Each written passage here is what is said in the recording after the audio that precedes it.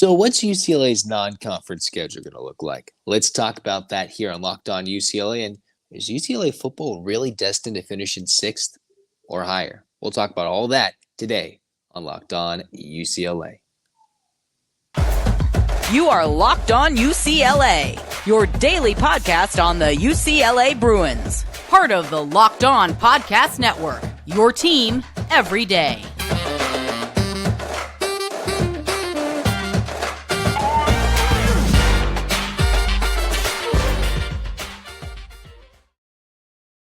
Welcome, everybody, to the Locked On UCLA podcast. I'm your host, Zach Anderson-Yoxsimer. Thanks for tuning into this edition of the podcast, and thanks for making it your first listen each and every day. It's free wherever you get your podcast, and it's available on YouTube. Like, comment, and subscribe. Thank you for becoming an everyday listener of the podcast. We're slowly kicking into fall camp and football season. August is just around the corner, a little less than a week away now. But here we are. We're going to start with some UCLA basketball because just a day or two or so from the recording of this pod has been the release of their non-conference schedule, including the release of who they're going to play in the Maui Invitational, at least round one, and who they could face in round two. So let's dive in. The first UCLA game, exhibition-wise, is on Halloween night, a Tuesday night, when they take on Cal State Dominguez Hills in Pauley Pavilion. So if for some reason you don't have Halloween plans, you can go get your first look at the Bruins against the D2 Toros and see what all the hype is about for this UCLA team. Still trying to finalize their roster, still trying to finalize the coaching staff. But for the most part, that's when we know we'll see them first in action, officially, unofficially, against Cal State Dominguez Hills, other than that exhibition set of games they'll be playing on in the summer. When do we count down to UCLA basketball? The countdown ends November 6th against St. Francis. Then you get Lafayette at home, LIU November 15th, and then you go to Maui from the 20th through the 22nd, Monday through the Wednesday, against Marquette. You get game one. The next day on the Tuesday, you get the winner of Kansas and Chaminade. Notice I said the winner, although if the Bruins fall, they'll most likely get a Chaminade, the D2 team who is in the tournament this year in the Maui Jim Maui Invitational. So you get Marquette. You could possibly have a marquee game against Kansas. More on that later. And then they'll get a third game in the Maui Jim Maui Invitational November 22nd. Their third game in 3 days, depending on how they play out. They come back home. They don't play for 8 days. They play UC Riverside at home. Then they have 9 days until they go play Villanova in a true road game for what seems like, I think, the first time in forever. I was reading that it might be the first time that it's actually ever happened. But that is the big thing, because then a week later, after that, where are they going? Reportedly to the East Coast to play some unnamed team. We'll talk about that in a moment. You host CSUN December 19th, and right before Christmas on December 22nd, a Friday, they'll host Maryland to wrap up that back and forth 1-1 home and home non-conference slate against the Terrapins, who will soon be their Big Ten rivals, only as we wait till September for the Pac-12 to release UCLA's final Pac-12 schedule. Some people might have an idea of what it already is, but for now, we have the schedule from October 31st, the non-conference, all the way to December 22nd, and everything in between. So what do I like so far? A lot of home games, only one true road game at Villanova, and the Bruins, that they hosted Villanova a couple years ago. They're able to get a win against Villanova, an exciting game in Pauley Pavilion with a packed-out crowd that was extremely entertaining. And then you get to play the likes of potentially Kansas. You get Marquette, who was a really good program last year. They've been consistently good in the Maui Jim Maui, with a potential blue blood clash against Kansas in game 2 of the Maui Jim Maui. You get the Villanova game, and then rumor has it, I know it's been rumored for a while, but while they were so far, nobody's been willing to officially come on the record, at least not on the UCLA site just yet, announcing the venue, the time, and the opponent. It's been rumored that the CBS Sports Classic, which the Bruins have been participating in for some years now, they'll take on North Carolina this year, and it'll be in Atlanta. After last year, they beat Kentucky in Madison Square Garden. So you could honestly have two blue bloods, an iconic basketball program in Villanova, who's won a few championships recently, and you've got quite a schedule. And then don't forget you've got Maryland, who was a team that was competing and beating big teams in the Big Ten down the stretch. And it was that big win at Maryland that propelled UCLA to a 2 seed in the NCAA tournament, right? So here's what the Bruins have. You've got a lot of marquee matchups. The home games, well, the marquee home game will be Maryland on a Friday right before Christmas. The students won't be there, but we hope that home winning streak continues until that point. But the Bruins will be battle tested. I know we knew they were going to the Maui Jim Maui Invitational. We officially know more about the Villanova game. We wait for confirmation that North Carolina is the opponent on the East Coast, too. I spent a lot of time talking about how that would be tough for the Bruins to play across the country, go beat Kentucky and New York. Probably would be a very anti-UCLA crowd, one would think. I think the North Carolina crowd will travel a lot better than UCLA, reportedly to Atlanta. They haven't released the venue, at least on the site, because it says TBD on UCLA's official site. So if you have thoughts in the comments, throw them out. We're going to ignore them because officially what's been released, it is TBD. I know it's rumored to be Atlanta and rumored to be North Carolina, which can make a double blue blood matchup in this season, and the Bruins will be absolutely tested with a minimum currently on this schedule, a minimum of 5 scheduled games against top tier programs, especially from last year or the last 2 years or all time for this Bruins team who has a very light home schedule, a couple of Big West teams, a couple of under 500 mid-majors to start this schedule. But then the Maui Jim Maui just come and bam, smack right into you. And until we wait for the Pac-12 to release that 20-game schedule, which obviously we know will involve 2 games against SC and games against some tough Pac-12 opponents, this is an interesting time for UCLA because they're going to be building. We're waiting for the confirmation of an Adai Mara for the likes of Berke Boy and Twinchell as they still wait official confirmation. Well, there's been nothing official for them yet, but all the signs pointing that way as of this recording. And then you've got the likes of all the international products, everybody building for this schedule that's been released. Of course, all these players have these. They have this schedule, what it looks like. We just finally, as fans, get to salivate over it and wonder, how's this UCLA team going to do? They're going to be battle tested. Through the early portion of November, they should be 3-0. It should be a piece of cake.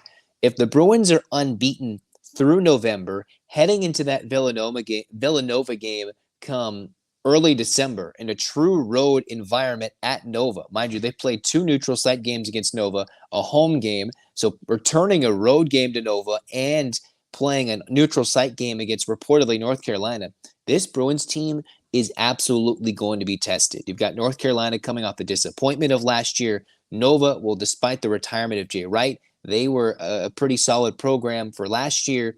And then Marquette, last year is consistently top 10. Kansas, they speak for themselves. And that third game of the Maui Jim Maui Invitational will be tough regardless. So if somehow the Bruins race through this Maui Jim Maui Invitational and are unbeaten through December, this team is for real.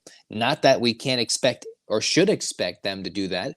I'm thinking some struggles, maybe a 1-2 in the Maui Invitational. But this is a fun schedule.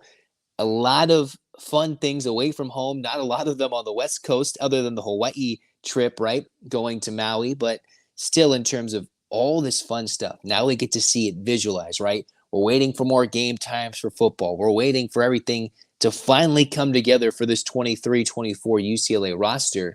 And now we got this schedule. I'm excited. And overall, if we, based on the games that are scheduled, and so far right now, 1, 2, 3, 4, doing some quick math, 5, 6, 7, 8. There's 8 games right now for this non-conference schedule that have official opponents released. We're not going to dive into the Kansas or the rest of the Invitational. North Carolina hasn't officially been confirmed at the releasing of this pod, so we're not going to include them. In the, 7, 8 games I said, we're going to go game by game. I'm going to give you my record potential right here in July with what the roster has for UCLA. Quickly, the Bruins against St. Francis should be an easy dub. You've got Lafayette. You've got LIU. The Bruins should easily be 3-0. Marquette, which is the Thanksgiving week, just past the middle of November, will be their first test in a different gym, in a different environment. It'll be a hyped atmosphere. It'll be fun to sit down on a Monday night watching the Bruins at, I believe, 8:30 Pacific time and seeing the Bruins have some fun competing against Marquette. That could be a game they lose. Just for the sake of it, I'm going to chalk it up as a loss. Why not? 3-1. Then you've got Riverside. That's 4-1. Nova, that's a tough game. I might give the Bruins the benefit of the doubt. 5-1. You've got CSUN 6-1, and then you play Maryland at home 7-1. That's of the games scheduled. I got the Bruins going 7-1. I've been up and down saying the Bruins will probably struggle, but not including the Kansas game, the extra or the two Maui Invitational games, and the CBS Sports Classic. I've got the Bruins 7-1, who they could easily be 7-4, or they could easily be 10-1 based on how the schedule wraps up. I wanted to know what your thoughts are on the 8 games with official opponents listed. I got them 7-1, favorably beating Villanova on the road. Yes, that could be tough. So you could easily flip a Marquette win versus a Nova loss on the road. I've got them 7-1 with the opponents who they know on that schedule. We're all excited. Get crazy. Mick Cronin's all super fun too. They've released the 8-team Maui Jim Maui Invitational bracket. So now we're good to go. We're going to talk about UCLA football coming up next, because why? UCLA football was picked in the Pac-12 Media Day polls to finish in the middle of the Pac-12. Can they stand to be a dark horse? Or are they going to finish in the bottom half of the Pac-12 their last year? I don't think they're going to be in the bottom half, but can they truly challenge for a crown? We'll talk about that coming up next on the Locked On UCLA podcast. In the meantime, we're going to tell you more about eBay Motors. What do we need to know about eBay Motors here on the Locked On UCLA podcast? Well, first things first, for a championship team like the Bruins are trying to craft with all sorts of different programs, it's all about making sure every player is a perfect fit, just like Mick Cronin is trying to do, finalizing this roster. It's the same when it comes to your vehicle, because every part needs to fit just right. So the next time you need parts and accessories, head to eBay Motors. With eBay Guaranteed Fit, you can be sure every part you need fits just right the first time around. Lord knows you don't want that to happen again and again. All you have to do is add your ride to My Garage, look for the green check to know if the part will fit or your money will back. Because just like in sports, confidence is the name of the game. Over 122 million parts to choose from. You'll be back in the game in no time. It's easy to bring home a win when the parts are the right parts, are guaranteed. Get the right parts, the right fit, and the right prices on ebaymotors.com. Let's ride. eBay Guaranteed Fit, only available to U.S. customers. Eligible items only. Exclusions apply.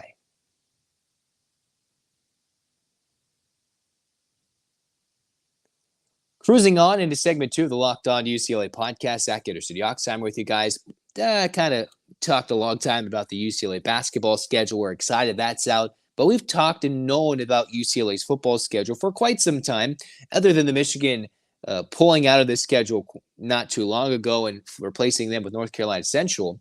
We finally got to see, after the weekend release of the Pac-12 media polls, which can be a lot of junk and yada, yada, yada, but we get to see what everybody else in the conference thinks of UCLA's team heading into this year, where the Bruins, the media, if you will, expects UCLA to finish 6th this year in the Pac-12. That's under USC, Washington, Utah, Oregon State, and the Bruins sitting firmly in the middle, a good chunk ahead of points ahead of Washington State, who sits in 7th, but still a firm grasp underneath Oregon State, who the Bruins get to play this year. So where will the Bruins fall, right? It's been this heavy debate. I've even talked about it on Locked On Pac-12. I'm a very optimistic person by nature. So it's tough for me to come on here, talk a lot of preseason expectations, especially when UCLA still has yet to publicly announce who their starting quarterback is. In my last episode, I kind of detailed the different options UCLA has. And until we get to fall camp and Chip Kelly truly knows who his starting quarterback option is, until we can get the Bruins, for the first time since 2016, 2015, get somebody to play defense a little bit for the Bruins. It's been a long time running for UCLA to get a consistently good defense. If the Bruins can score points, they will win games, but will it be enough to finish in the top half of the conference? I do think 6th place in the Pac-12 is a little unfavorable view towards UCLA. Being as optimistic as I am, it's a bit tough to truly hone myself in, so bear with me if you're listening and watching this and you're like, Zach's just a hater. I can see it. You guys say Zach's a hater on the Bruins. And no, I'm optimistic. I go in thinking they can win every game. But when I have to come on here and discuss with you guys, discuss with you listening and watching, I can't say at this very moment I expect and truly believe UCLA is going to win the Pac-12 title, even get to that championship game, despite it being the two best winning percentages, right? With the elimination of the divisions, technically. But I do think UCLA is much better than the sixth place position that they found themselves in based on what the media thinks. Now, it will be a little bit tougher to try and leapfrog an Oregon State, Oregon, Utah, and a Washington or an SC to get in that top two. And there's been a lot of talk about, is UCLA's Pac-12 schedule favorable? Can they sweep those Arizona schools? Can they find a way to beat Colorado in the year one of Dion? Can they steal an Oregon State game? You're playing Washington State. The two games that will make a difference between UCLA's Pac-12 season being a successful one in their final year of the conference, getting that good bowl game, if not threatening and vying for a top two spot to play in that Pac-12 title game, these games will be the Oregon State, Washington State games, right? You lose Oregon, you lose Washington off the schedule, and then you get to play the Cougars, who are kind of a similar dark horse, Oregon State, who's a similar dark horse, and try to compete with the rest of the teams in the conference, where four separate schools got first place votes in the Pac-12, SC, Washington, Utah, and Oregon.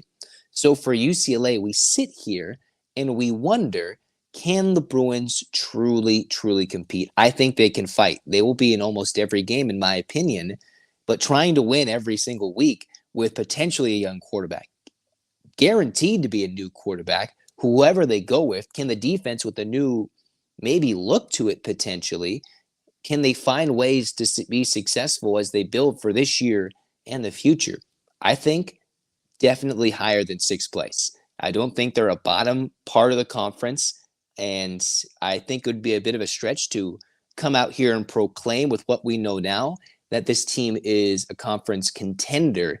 Dark horse is certainly the right term. Unfortunately, that's the second straight year they've been under that moniker. But I think UCLA can easily finish within the top four of the conference. In the bottom half, I don't think so. Things can go certainly awry. They can go bad. And we can be sitting here in December thinking, Zach, you're a fool. But until they name the quarterback and we see the defense in person, I think UCLA can contend for the upper quadrant of the Pac-12, if not the top four, top three, vying for a good bowl game. Right? That's where I think this UCLA team can be with Chip Kelly and company. They're going to score points. They will be in games. And I think the schedule is favorable enough to where they should be looked upon higher than just sixth place. I think that's where they will be. They'll surprise.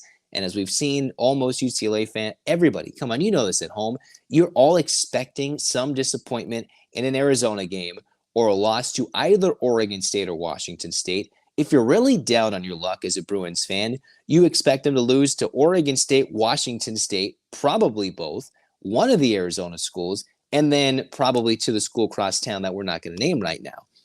But I think we should have more optimism than just the naysaying, negative Nancy, negative Nat, whatever it is, the negativity.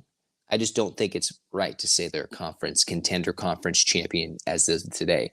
I believe they can compete. I believe they'll put in a good effort. It should be a fun experience in this season. Whoever's at quarterback, I wish and want it to be Dante Moore as much as possible. But until someone wins the job, earns the position, as Chip Kelly was harping on all Pac-12 media day long, we probably can't truly put a pin on where the Bruins will be by the time the season's over here in July, looking down into December.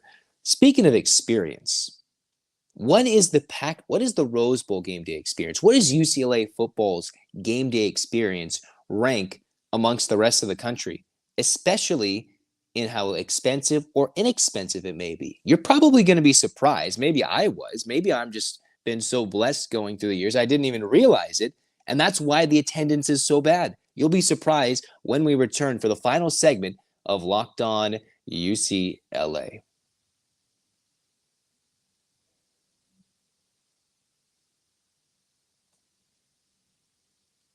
So Locked On UCLA, let's rock and roll. Final segment for Locked On UCLA. We're talking where, based on this research, I'm reading it's an article on athlonsports.com. It was, I believe, initially released on 24/7 Sports, a ranking produced by Oddspedia.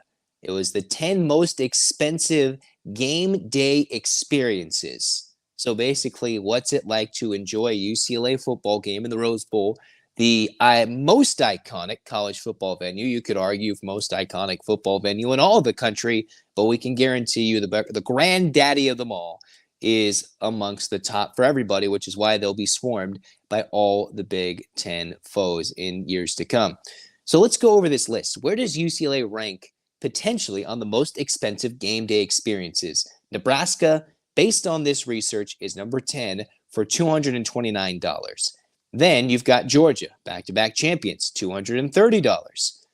Then, sitting in number 8, UCLA, based on the average cost, is sitting there at $234 for the 8th most expensive game day experience. Then you've got Mississippi State and Clemson at 7 and 6. You've got Missouri at 5, Texas at number 4, Notre Dame at number 3, West Virginia at number 2, and Oklahoma is the most expensive game day experience. And if you're a traveling UCLA fan, you probably may have gone to Oklahoma 4 years ago when the Bruins, or 5 years ago, whatever that year was, when the Bruins went to go play the Sooners years ago. But what's interesting to me is how UCLA is amongst the most expensive game day experiences. And I know, obviously, the jokes, everybody prodding on social media talks about the lack of attendance.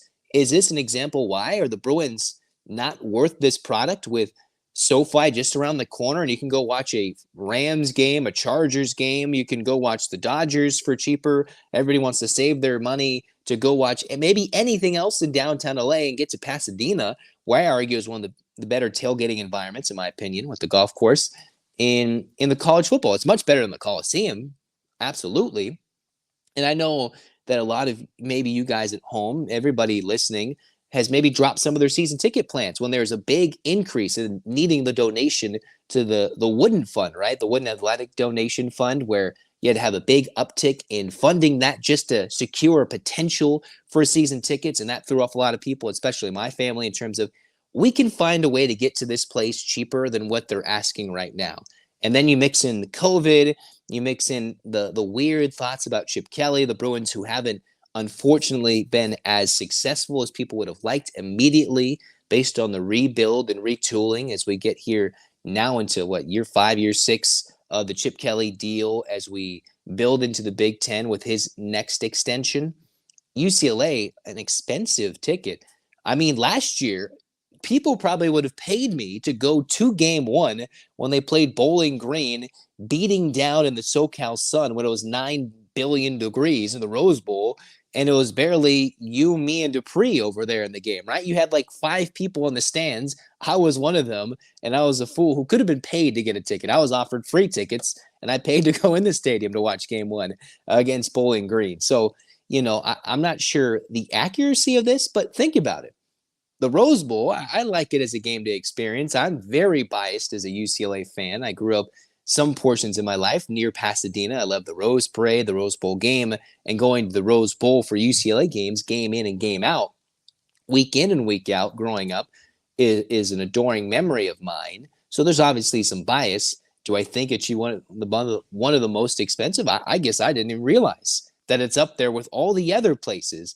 And for sure, you can easily get in much cheaper. You probably don't need to buy food at the Rose Bowl. If you're really cool, you maybe park, and I might hit up your tailgate and we'll share some burgers, and you can tell me my opinions suck, and we'll have a good time and a good laugh anyway, or you go there, you tailgate, and you probably don't spend that much money inside the Rose Bowl unless it's 5 million degrees and you're buying one of those frozen lemonades, which always hits the spot, guaranteed.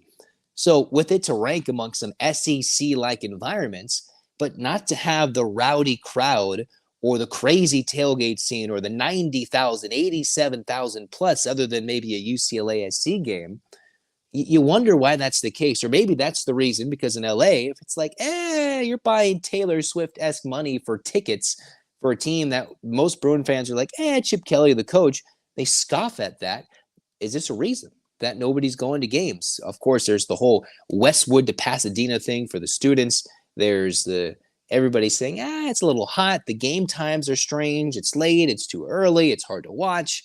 We just start making excuses, but this is a valid reason that they're one of the most expensive game day experiences. I disagree, but everything can be a little more expensive, as some say in California, all the way up to the Notre Dames, the West Virginias, the Oklahomas, the Texases. You get some iconic quote-unquote blue blood football programs in terms of the experiences overall, but I love the Rose Bowl. We got to pack it in there, and it's just funny to see how the Bruins and the Rose Bowl specifically for college football experience, average cost, again, 8th on this list based on an Athlon Sports article through an Oddspedia-produced research, 8th based on $234 average cost. I need you to hit the comments, reply to what I'm talking about. If you got all the way to the end, I applaud you. $234. Tell me if you're paying that much on your average trip to get a Rose Bowl. Game day experience. We're not talking just tickets. Average cost, game day experience. We're going to talk about that in more.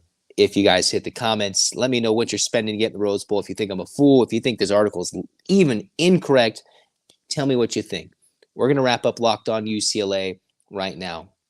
In the meantime, we're going to wrap it up on a more serious note. We hope Bronny James is okay, because there was the report that he suffered cardiac arrest, and I believe he's out of the ICU, so we hope he is okay. I know he's not a Bruin, so we hope he is good, he is stable, and that's all the information I have at the end of this episode. So while you might think it's a little interesting to shout him out, we hope he's okay, even though he's across town.